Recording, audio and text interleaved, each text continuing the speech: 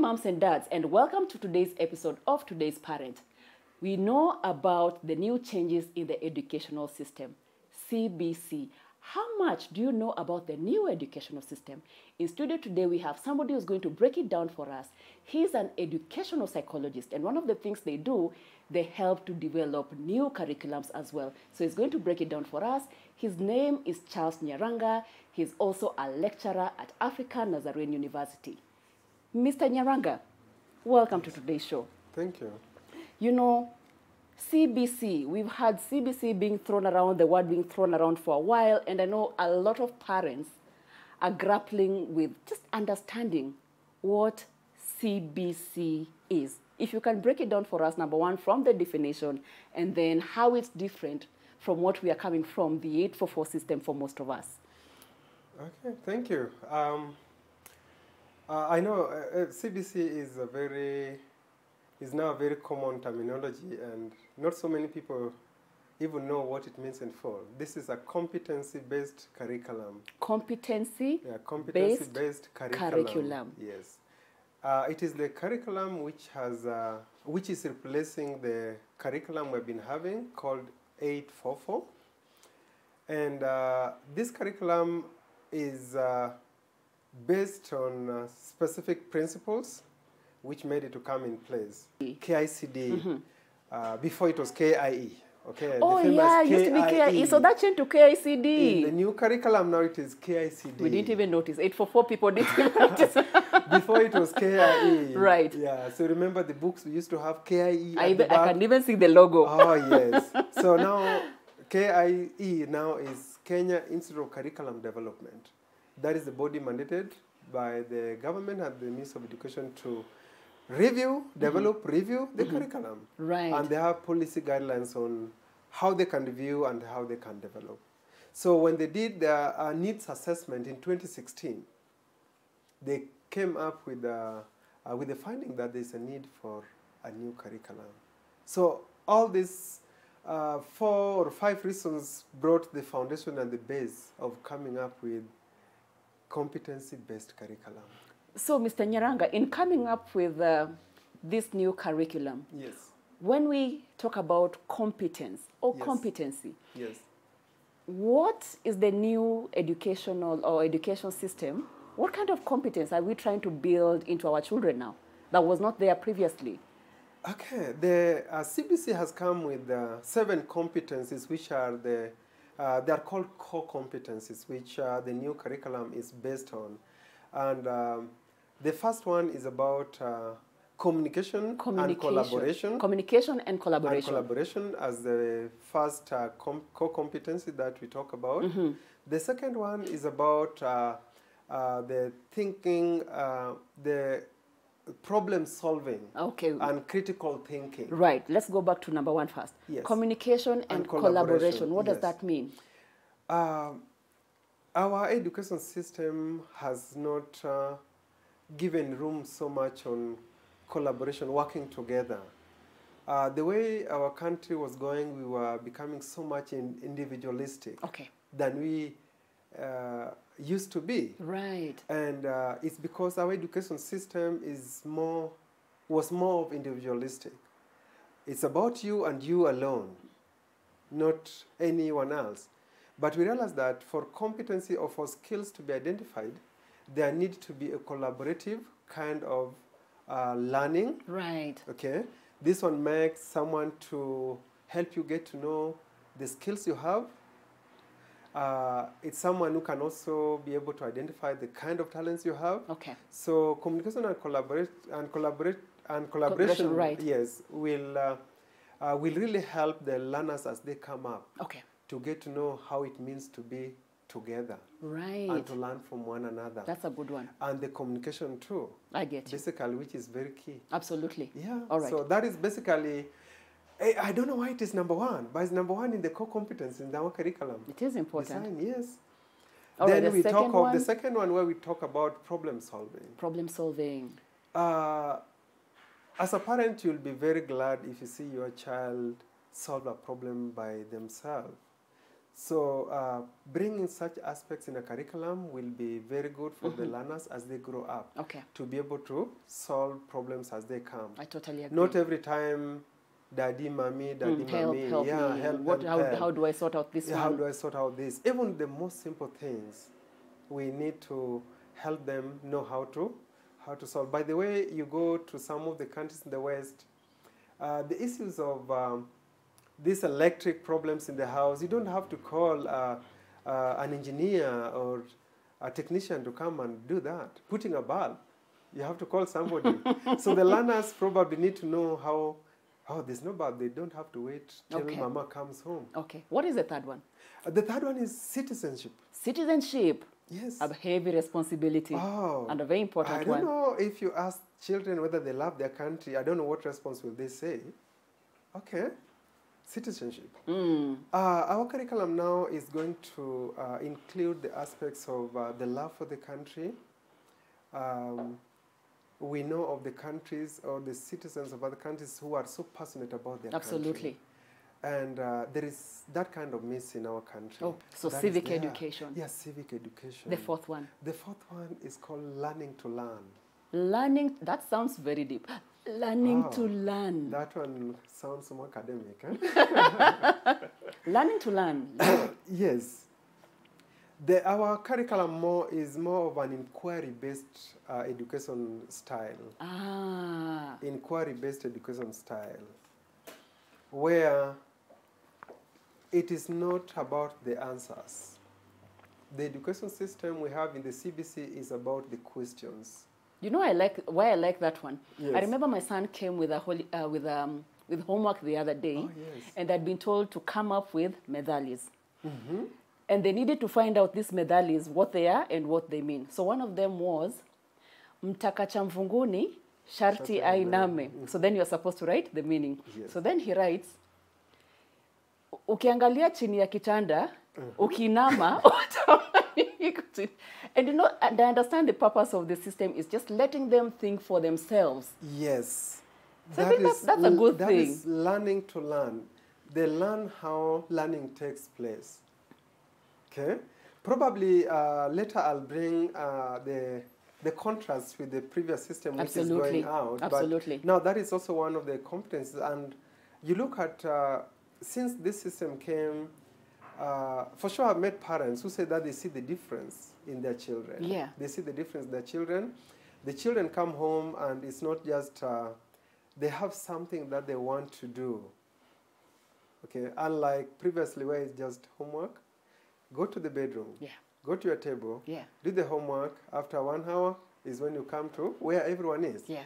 But right now you see they are so eager to get to know something. So learning how to learn is also a key competency. Interesting. Which is, so all of the 7 we can and I'm sure we can take a lot of time on that. But and also the sustainable development. The sustainable development or sustainable education, where it's a core competency where they talk about, can education which is offered or which is rendered help these learners? Can it be sustainable? Okay. Even after getting their grades and assessment, is it sustainable? Is it helping them for a lifelong, in a lifelong term? That is also one of the key competencies. So these competencies are what the entire curriculum has been built on. Awesome. And they're very, very important. All right. With the minutes that we have, let's talk about the key differences between 844 and CBC. What are the changes we are going to see, or the changes that we are seeing, the major ones? Okay. Let me say we have the 844 and we have the CBC. The 844, the focus was so much on the content. Yes. While the CBC is on the competencies. Right. About the skills, the soft skills and all that. Okay. While there was the content, how much can you catch? How much can you memorize? And reproduce. More than Yaranga, you know? So and that reproduce. Was the idea, and reproduce when it's needed. In some of the previous episodes, we talk about the banking concept. How much can you store and make sure that you give it when it is needed? So that is one difference, I would say, between 844 and CBC. Right. The second point which I would bring is the 844 was focusing much on what is known as the summative assessment. So you learn for 8 years, and then you are expected to be assessed after 8 years. By the way, as a psychologist, we saw it that when a learner reaches grade 6, he's already exhausted. There need to be a break. You know, they're thinking of being in a primary for 8 years. And when we did comparative education, we realized that many countries, they break them. Right. Because that break makes a difference than all 8 years. So when they grade 6, there's a lot of worn out. And some of the researches that had been done, there was a lot of dropout in grade 6 more than any other grade in the primary level. Because of the burnout. Because of the burnout. Okay? So there was more of summative assessment. Okay. In the new CBC, there is a formative assessment. There's a balance between formative assessment, that's a continuous assessment, in line also together with the summative assessment. All right, Mr. Nyiranga, let's take a short break and then we continue our conversation when we come back. Okay, thank you.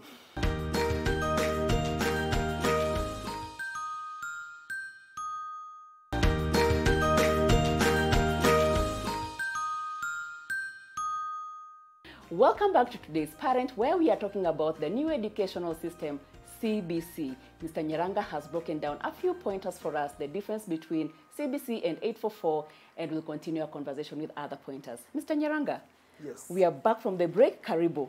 Thank you. So you had shared 2 points, the difference between CBC and 844. Yes. Share more pointers with us. What's the other differences? Okay. 844 was focusing more on schooling. Education, basically, everybody knows, is within the 4 corners of a classroom.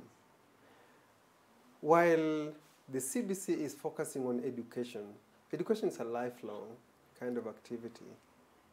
So 844 was on schooling, CBC is on education. Right. 844 was focusing much on teaching and the teacher. The CBC is focusing on the learner. On the learner, the student. And learning. And so almost every task that is being given is focusing on the learner. So I would say that this is some of the differences that you can bring up between the 844 and CBC. Okay. So that parents can know, and because they are also very, very important stakeholders in this new system of education. You know, speaking of which, what is the role of the parent in the new education system then? Interesting. In CBC. Interesting. First of all, this is a new system for everybody. For the teachers, for the parents, and for all of us. And so, first of all, the role of the parents is that they also need to know what CBC is all about.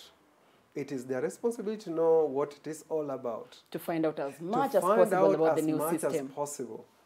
The reason is because, point number 2, it is the parents who are supposed to provide mostly the learning materials. And these learning materials are contextualized. What you have in your neighborhood, what you have in your house. Yeah. You don't have to go and get something that is out of reach.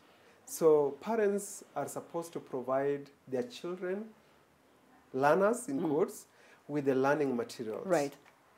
Thirdly, I would say that parents are very important because parents are supposed to assist the teachers in identifying the skills in their children. Assist the teachers. The teachers in identifying the skills.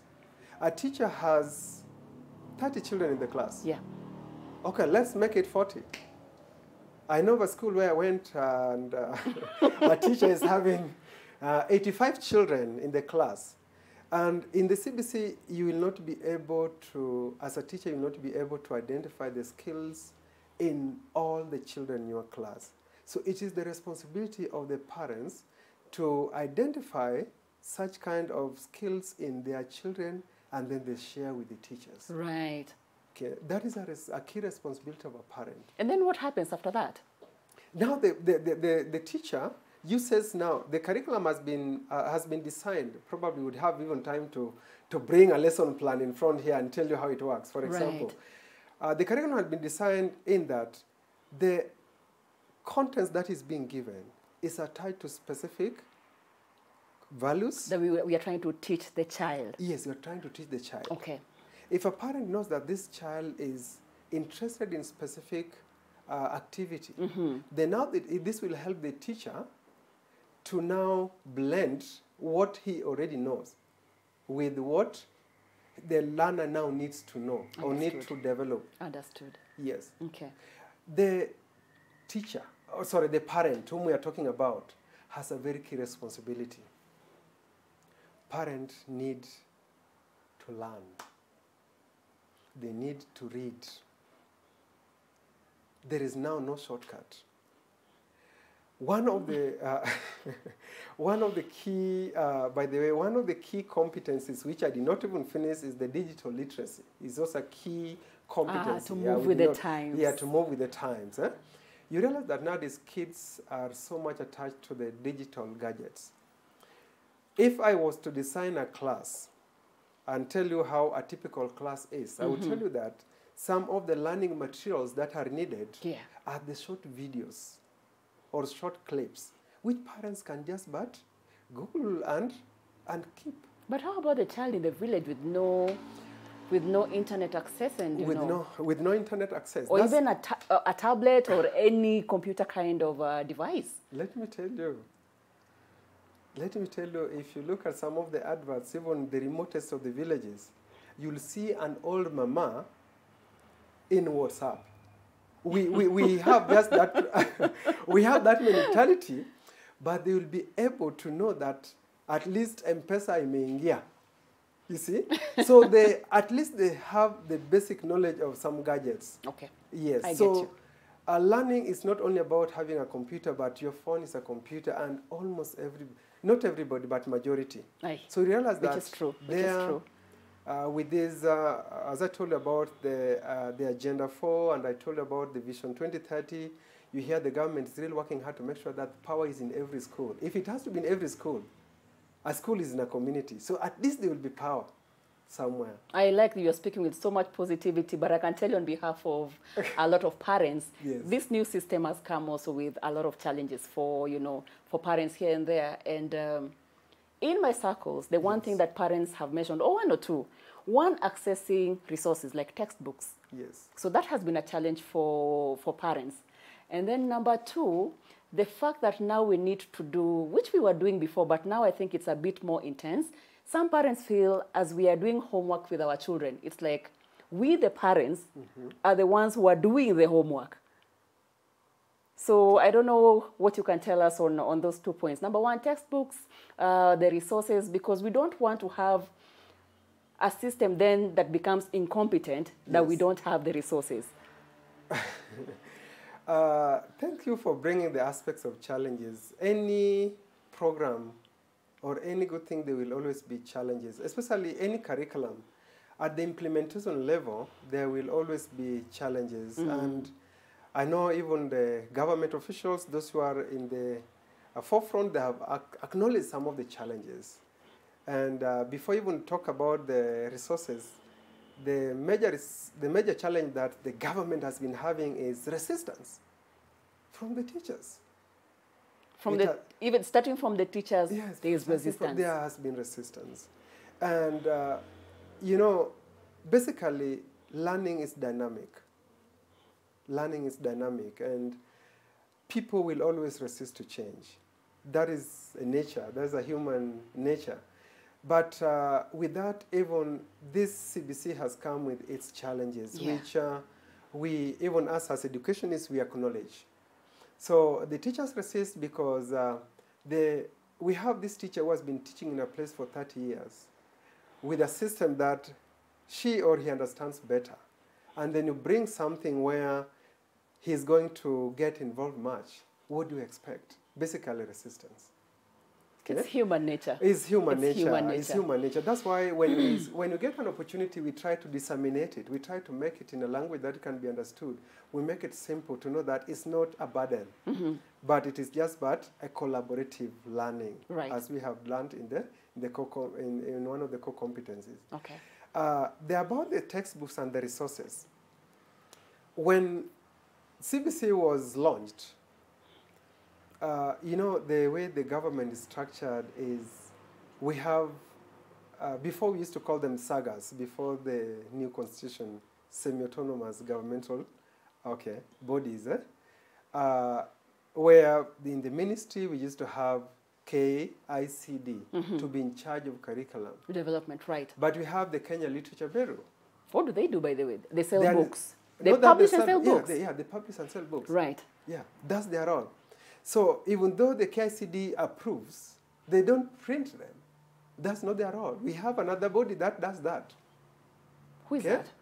That's Kenya Literature Bureau. Ah. And so, if in a moment where they delay with producing books, then the system goes on. Other bodies or other government sectors proceeds with the continuation of the system. But now one sector delays. You know that these bodies, we have also the TSC. You know the TSC, the employee teachers. That is also a government body. With them, they avail the teachers for training. They make sure that they're trained, okay? We also have the NAT, that is, there are also other governmental organization bodies. You know, when you talk about... So all these bodies, they work together to make sure that the curriculum is implemented. Ah, so that's where you're going. Okay. You're getting me? I get you. So if the materials delay, then it delays the process. Absolutely. So it's not the entire system. It's maybe one delayed in producing the materials that are needed. Because I remember there's a moment that some schools could not get even the design itself. Imagine the schools are opened and you don't have the design. In the new curriculum, we have the design. We don't have the syllabus. Yeah, we have the design. We have a design. A design. So this design is where now you create the work models and all that. I think as parents, we have a lot to learn.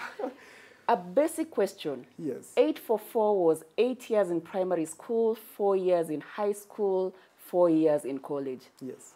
CBC, how does that go? In CBC, we have, the structure is done in 3 phases. The first phase is called Early Year Education. I what? EYE. I was just there to confuse you. Yeah. EYE. That's EYE. Yes. Okay. Early years education. Okay. Early years education. Oh, early years. Early years. Hey, yes. mwalimu. Early years education. Early years education is comprised of pre-primary. So pre-primary. And then lower primary. Pre-primary, then lower primary. Yes. That's the first part. That is the first part. Okay. The second one is called middle year. Middle education, year. Yes. The middle year now is the upper primary. Upper primary. And junior secondary. Wait, so upper primary goes up to, or from what to? I'm going to come to give you the years. Okay. I'm just bringing the 3 sections. And then the third one is senior secondary. Senior secondary. Yeah. So all this constitutes the basic education. Early years education, the middle, and then the senior. Early years is comprised of pre-primary, where we have 2 years, PP1 and PP2. That is pre-primary 1 and pre-primary 2. Then lower primary is grade 1, grade 2, and grade 3. That ends so lower 5 primary. Years. So 5 years is early year education. EYE. EYE. PP1 is pre-primary 1 and pre-primary 2. That one we are together. Yes, we are together. Pre-primary 1 is 4 years old, not 3 years. Pre-primary 2 is 5 years. So grade 1 is 6 years. So our kids get into school from 4 years of age, not 2.5, not 3, from 4. They don't, yes, the 3 cannot be allowed.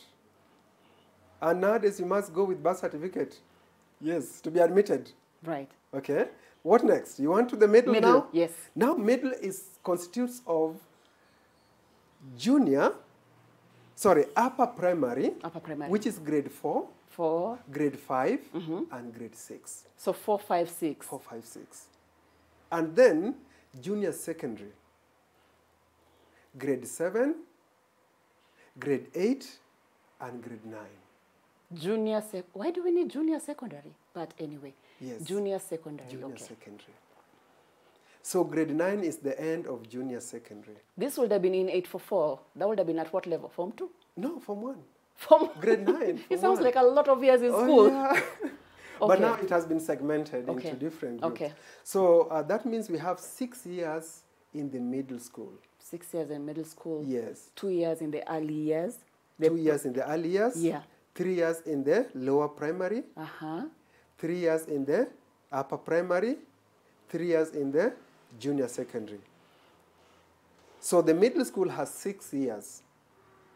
That's why sometimes you see some write 3, 6. People wonder why is it sometimes 3, 6, 3. So and it's it 3, continues 6, like 3. that. Sometimes it is 3, 3, 3. So what is it? 3, okay. What should it be? It's a CBC.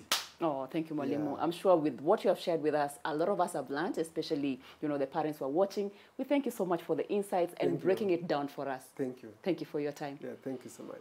On that note, we come to the end of today's episode of Today's Parent. I hope now you have a better understanding of what CBC is all about. If you have any other question or any other aspect of CBC that you want us to cover, just send us an SMS and we'll find a way to invite Mwalimu Nyaranga back. Thank you so much for watching. I have been your host, Christine Kasina.